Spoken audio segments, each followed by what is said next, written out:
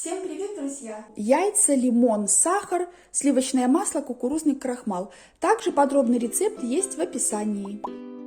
Натираем кожуру лимона, нам понадобится именно цедра. Вот такой лимон у нас получился. Цедра нам понадобится и для аромата, и для придания нежного окраса самому крему. Берем ситечко. Вот сюда в ушко я продеваю ложечку или что-то такое, чтобы, видите, она точно держалась пополам. И пошли выдавливать. Можно помогать ложечкой. У вас получится примерно 120-140 грамм сока. Если меньше, лимоны ведь бывают и не очень сочные, и с толстой кожурой, то добавляем немного концентрированного лимонного сока. В сотейник с толстым дном отправляем сахар, немного, чтобы чувствовалась такая яркая лимонная кислинка. Крахмал.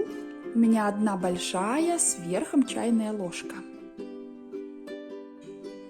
Перемешаем. 2 яйца. Бульк. Цедра лимона. Какая она ароматная. Лимонный сок. Размешиваем все равномерно. Я это сразу делаю в сотейнике. Так намного проще и быстрее. Вот, размешали до равномерной консистенции.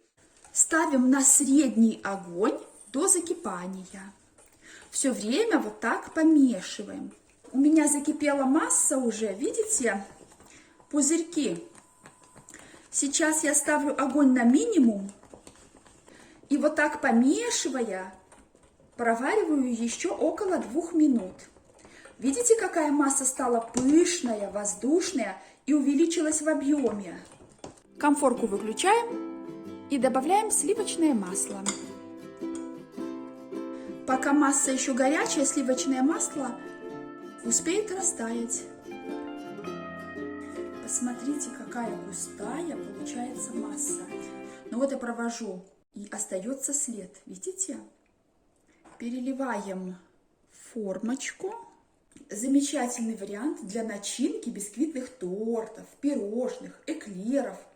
Можно просто кушать ложечкой. А я больше всего люблю подавать к оладьям. Накрываем пищевой пленкой в контакт. Полностью. Иначе такой лимонный крем может заветриться. И даю остыть до комнатной температуры на столе. Убираем в холодильник на 1 час. Снимаем пленку пищевую и выкладываем. Его очень приятно и легко намазывать на булочку с батоном. Тоже очень вкусно. Вот такой вкуснющий лимонный курт. Также можно переложить лимонный крем в баночку и хранить ее в холодильнике. 2 недели она простоит спокойно. А вы уже подписались на мой канал?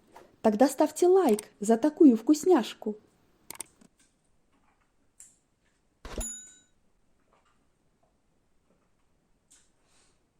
Угощайтесь!